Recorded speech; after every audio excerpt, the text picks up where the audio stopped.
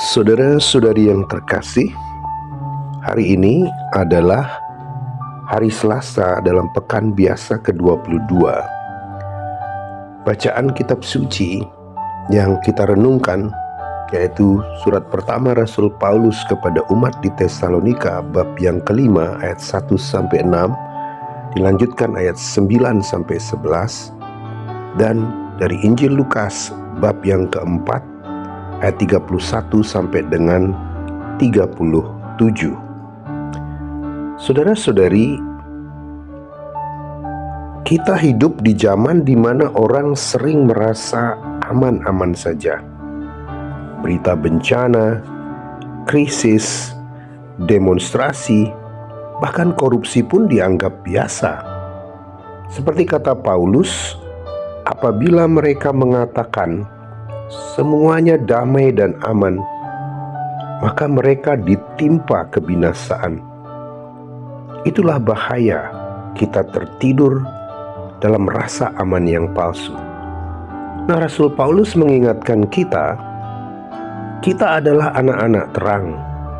Artinya iman kita harus membuat kita berbeda dari dunia yang tertidur. Hidup berjaga bukan berarti hidup yang cemas, melainkan sadar, jujur, dan terbuka pada terang Kristus. Jangan sampai kita hanya kagum pada Yesus, tetapi tidak sungguh-sungguh mengenal siapa Dia. Di Kapernaum orang banyak kagum, tapi justru roh jahat yang mengenali Dia sebagai yang kudus Allah.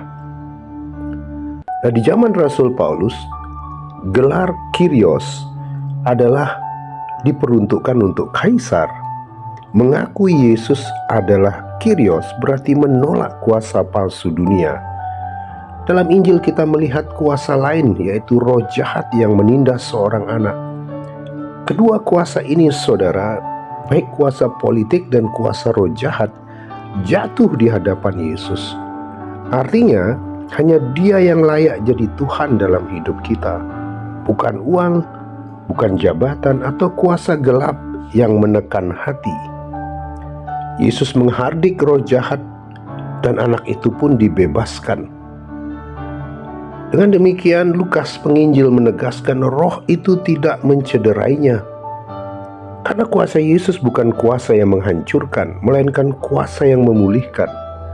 Rasul Paulus pun mengatakan, menegaskan Allah menetapkan kita bukan untuk dimurkai, melainkan untuk diselamatkan oleh Yesus Kristus, Tuhan kita.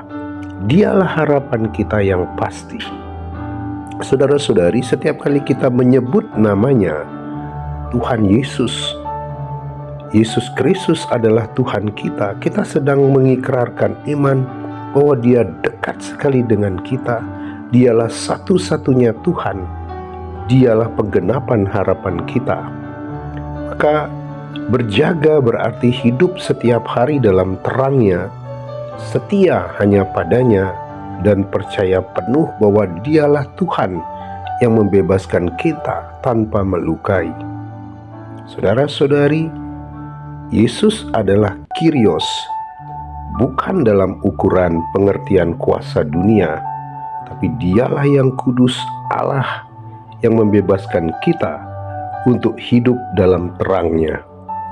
Semoga Anda dan saya, kita semua, selalu diberkati Tuhan, selalu ada dalam lindungan Yesus sebagai Kyrios, Allah yang kudus.